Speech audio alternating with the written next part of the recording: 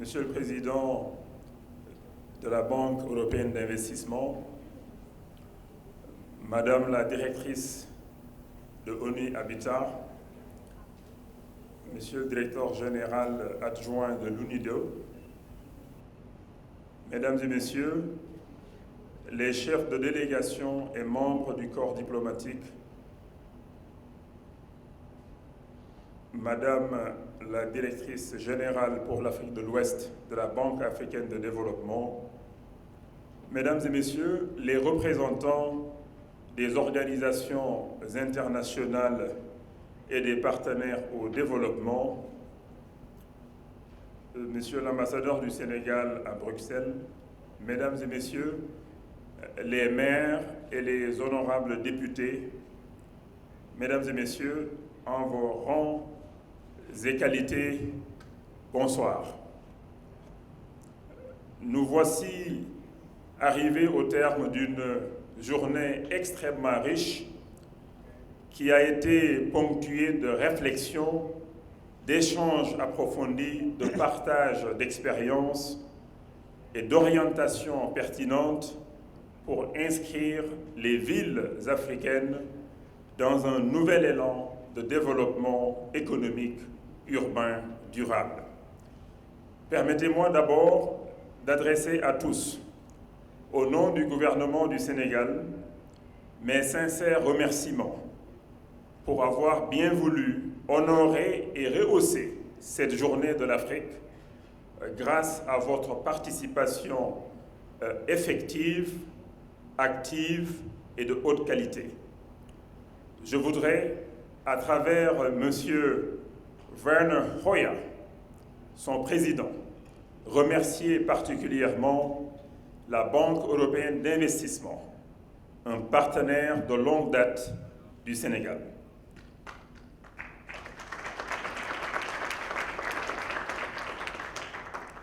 Monsieur le Président, votre implication personnelle dans l'organisation de cet événement a été déterminante pour sa réussite.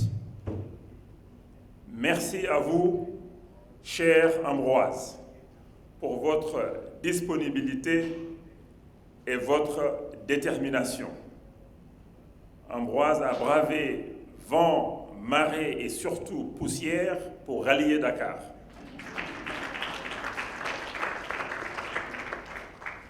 Je tiens également à remercier Madame Maïmouna Mohamed Sharif, directrice exécutive d'ONU Habitat, pour cette initiative conjointe.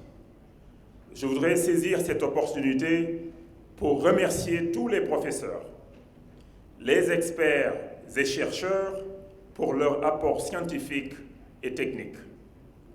Mention spéciale à nos maires, et plus particulièrement à Madame le maire de Dakar, l'honorable Wardini.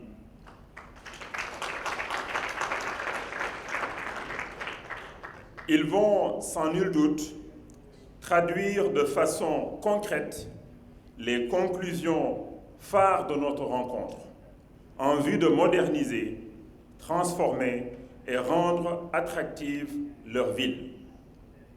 Et ce, grâce à des investissements cohérents, productifs et socialement responsables. Mesdames et Messieurs, au regard de l'ampleur et de la richesse de nos échanges, il me sera difficile de m'étendre sur tous les points qui ont été soulevés. Cependant, il est clair que Monsieur le Président de la République, son Excellence Macky Sall, en insistant ce matin sur l'attractivité de nos villes, a bien mesuré les enjeux de la ville du futur. Monsieur le Président de la République a notamment donné des chiffres suffisamment indicateurs à ce sujet.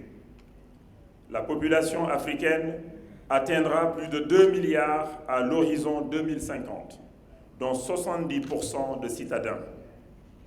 C'est dire que nous devons penser la croissance du continent toujours en relation intrinsèque avec sa croissance démographique.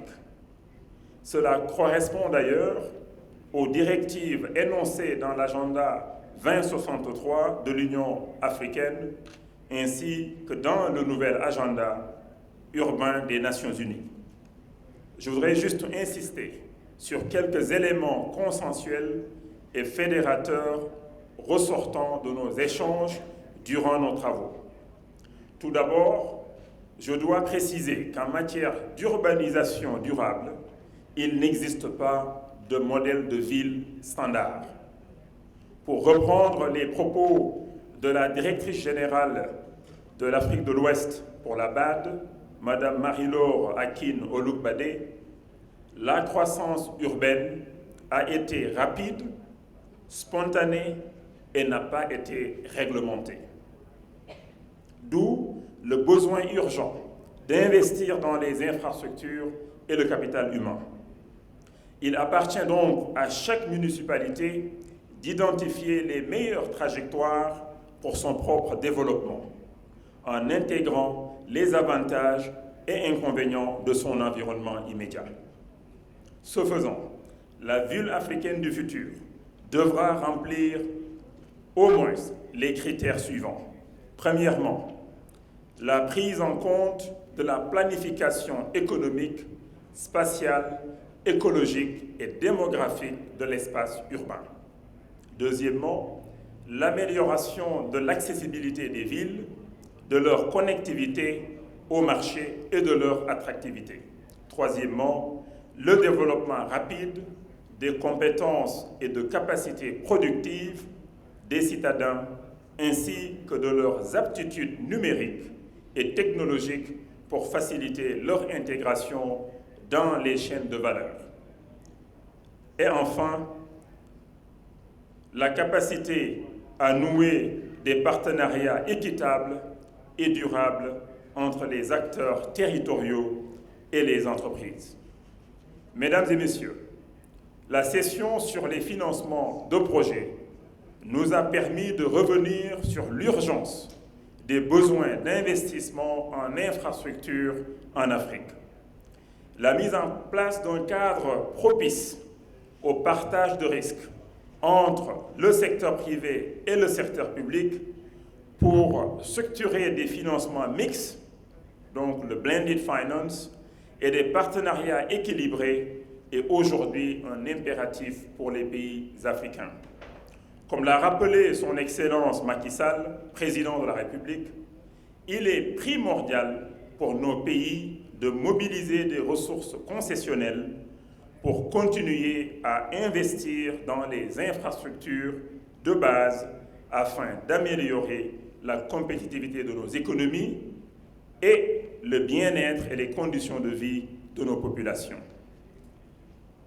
Mon collègue et ami Abdou Karim Fofana, le ministre de l'Urbanisme, du Logement et de l'Hygiène publique, a partagé durant son panel les 3 modèles que nous sommes en train d'explorer au Sénégal.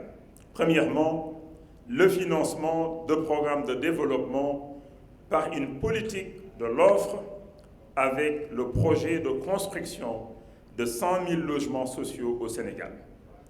Deuxièmement, la nécessité d'adapter le système de financement des programmes de logement aux réalités de notre économie. Et enfin, le financement des programmes de logement par l'augmentation de l'épargne des ménages. Mesdames et messieurs, il me plaît de vous annoncer que le Sénégal s'oriente progressivement vers la politique de territorialisation des partenariats publics-privés.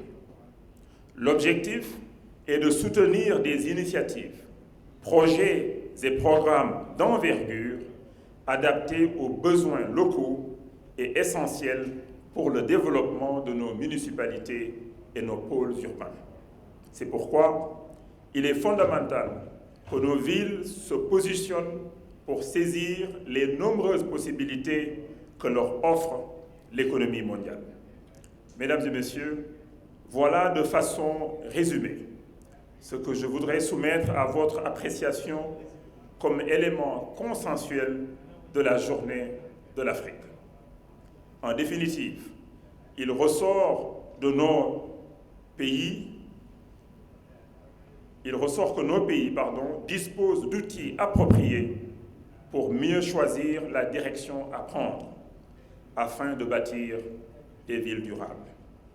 Je voudrais remercier les équipes de la Banque européenne d'investissement, de UN Habitat, ainsi que celles de la Présidence de la République, du ministère des Affaires étrangères, du ministère de l'Intérieur et de mon département pour la réussite de cet événement majeur pour l'Afrique et l'Europe. Pour terminer, j'aimerais souhaiter un bon retour à tous les participants et j'espère qu'ils ont bien apprécié la teranga sénégalaise et qu'ils vont prolonger leur séjour pour quelques jours ou pour toujours dans notre beau pays.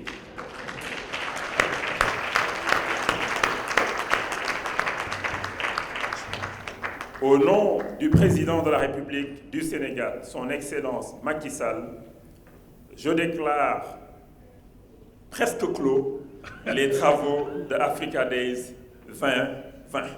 Merci.